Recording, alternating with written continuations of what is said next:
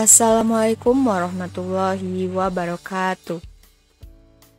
Halo teman-teman, kembali lagi bersama kami di channel Prakarya dan Kewirausahaan. Bersama saya Nani Suretno dan rekan kerja saya yaitu Feviola Vanoza, Sherly Novella, dan Septi Isratul Nisa Ulfadila. Baiklah, pada kesempatan kali ini kami akan membahas mengenai perencanaan, perancangan, dan pembuatan dari wirausaha produk kerajinan Mendong Bag sebagai wirausaha produk kerajinan untuk pasar global. Sebelum kita lanjut ke pembahasan, teman-teman jangan lupa ya untuk like, komen, share, dan subscribe Prakarya dan Kewirausahaan channel agar channel ini semakin berkembang dan bermanfaat bagi kita semua. Oke teman-teman, yuk langsung saja simak videonya. Baiklah, pada pembahasan kali ini terdapat 4 subbab bahasan, yaitu yang pertama, perencanaan usaha Mendong Bag, yang kedua, perancangan dan produksi Mendong Bag, yang ketiga, pembuatan kerajinan Mendong Bag, dan yang terakhir yaitu hubungan dengan fisika. Baiklah, pada subbab A, saya akan menjelaskan perencanaan usaha Mendong Bag. Perencanaan usaha Mendong Bag. Nama produknya yaitu Mendong Bag. Mendong, Pimbris stylis ambellaris atau disebut juga Purunticus adalah salah satu jenis rumput yang hidup di rawa, termasuk anggota suku Cyperaceae. Tumbuhan ini menghasilkan bahan anyaman sehingga ia dibudidayakan di beberapa daerah. Biasanya tanaman mendong ini dianggap sebagai gulma karena menghambat pertumbuhan tanaman padi. Berikut adalah gambar dari mendong. Lokasi usaha. Yang pertama yaitu melakukan produksi dan penjualan di rumah. 2. Menggunakan sistem penjualan online seperti menggunakan situs web atau menggunakan aplikasi e-commerce seperti Shopee, Tokopedia, Lazada, dan lain-lain. Selanjutnya yaitu target pemasaran. Usaha Mendong Bag ini ditujukan atau dibuat khusus untuk wanita kalangan bawah ke atas mulai dari anak-anak sampai orang dewasa. Produk Mendong Bag cenderung untuk kalangan remaja dan ibu rumah tangga. Selanjutnya, subbab yang kedua yaitu perancangan dan produksi Mendong Bag. Sebelum menjalankan usaha Mendong Bag ini, kita perlu melakukan analisis SWOT terlebih dahulu. Nah, berikut analisis SWOT mengenai usaha Mendong Bag. 1. Kekuatan atau strength. Yang pertama, produk anyaman yang modis. Kedua, bahan asli mendong. 3. Pewarna wantek atau celeb tidak berbahaya bagi kesehatan. 4. Bahan alami dan ramah lingkungan. 5. Dilengkapi dengan pernak-pernik dan aksesoris yang menarik. 2. Kelemahan atau weakness. Yang pertama, modal untuk usaha Mendong Bag yang cukup besar. Yang kedua, dikarenakan modal usaha yang cukup besar sehingga modal untuk usaha masih kurang. Yang ketiga, belum mempunyai toko yang resmi dan tetap. Kemudian yang ketiga, peluang atau opportunities.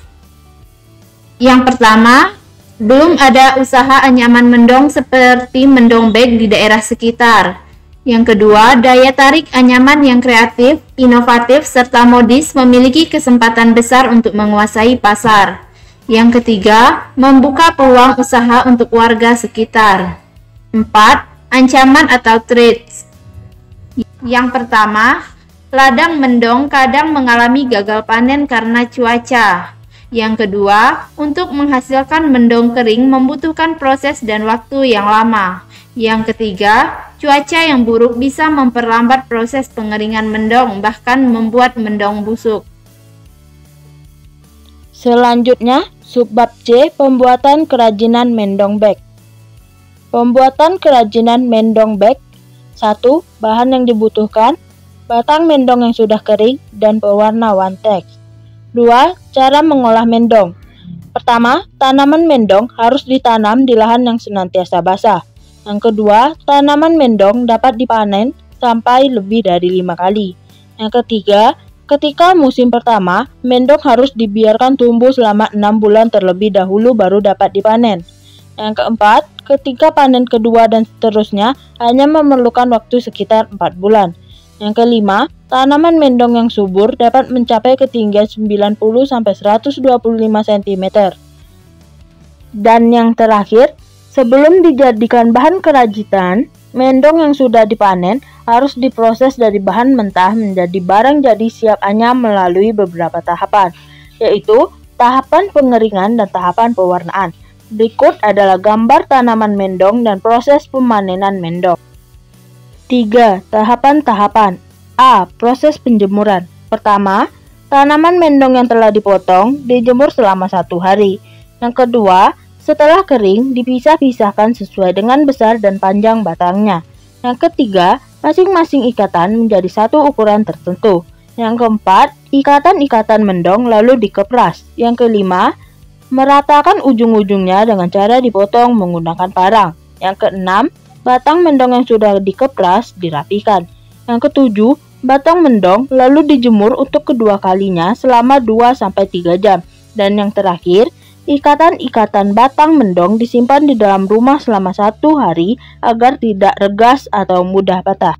Berikut adalah gambar penjemuran mendong yang sudah kering dan mendong siap jual. B. Proses pewarnaan. Pertama, proses pewarnaan batang mendong menggunakan warna-warna yang sering dipakai, yaitu hijau, biru, kuning, merah, dan ungu. Yang kedua, bahan zat pewarnaan biasanya memakai pewarna pakaian. Yang ketiga, batang mendong yang telah selesai dijemur diberi warna dengan cara dicelup-celupkan ke dalam rebusan atau larutan zat pewarna yang dipanaskan sampai mendidih sesuai warna yang diinginkan. Dan yang terakhir, setelah proses pewarnaan selesai, batang mendong dijemur kembali selama kurang lebih 4 jam dengan tujuan agar warna tidak luntur. Berikut adalah bahan-bahan yang diperlukan untuk proses pewarnaan, yaitu air, pewarna Wantex, dan beginilah proses pewarnaan batang mendong. C. Proses penganyaman.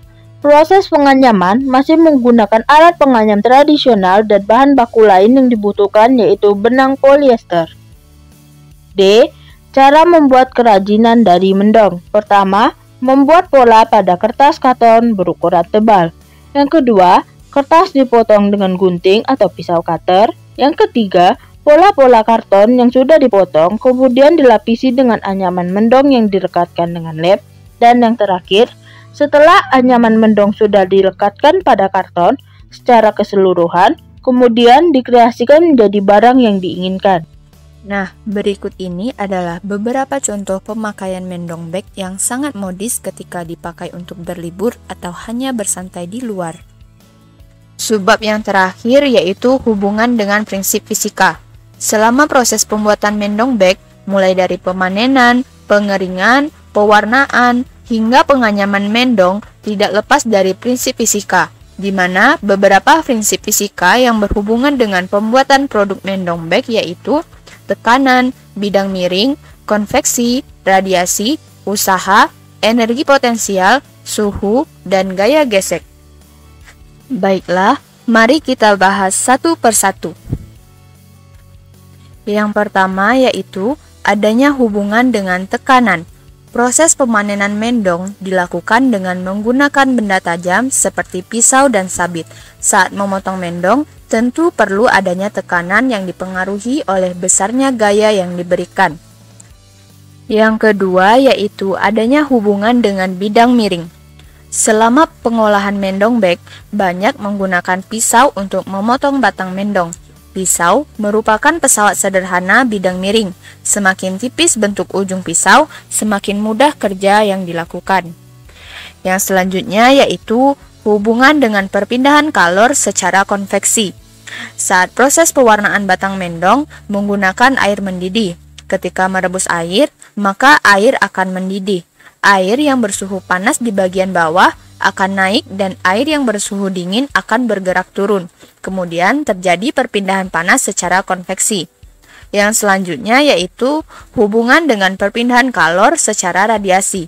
Pada saat proses pengeringan mendong dengan menggunakan sinar matahari, Radiasi adalah proses perpindahan kalor yang terjadi dalam bentuk perambatan gelombang elektromagnetik tanpa memerlukan adanya zat perantara atau medium. Yang selanjutnya yaitu hubungan dengan usaha. Diperlukannya usaha untuk membawa batang mendong basah dan batang mendong yang sudah kering. Usaha adalah gaya yang dilakukan untuk memindahkan benda sejauh perpindahannya. Yang selanjutnya yaitu hubungan dengan energi potensial.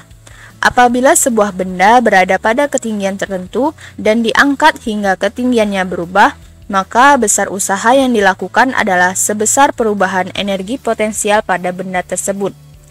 Yang selanjutnya yaitu hubungan dengan suhu. Pada saat proses pewarnaan mendong terjadi perubahan suhu pada air, di mana air menerima kalor atau panas dari api, sehingga air mengalami perubahan suhu menjadi lebih panas. Dan yang terakhir yaitu hubungan dengan gaya gesek. Hampir di setiap proses pembuatan mendong bag terjadi gaya gesek. Gaya gesek adalah gaya yang muncul karena ada dua permukaan yang saling bersentuhan. Biasanya, gaya gesek berlawanan dengan arah gerak benda. Besar atau kecilnya gaya gesek bergantung pada permukaan bendanya. Nah, teman-teman, itulah tadi pembahasan mengenai usaha produk kerajinan mendong bag. Semoga apa yang kami sampaikan tadi mudah dimengerti dan bermanfaat bagi teman-teman semua. Sebelum teman-teman menutup video ini, jangan lupa ya untuk like, komen, share, dan subscribe Prakarya dan Kewirausahaan Channel. Sampai jumpa, kami tutup. Wassalamualaikum warahmatullahi wabarakatuh. Bye-bye.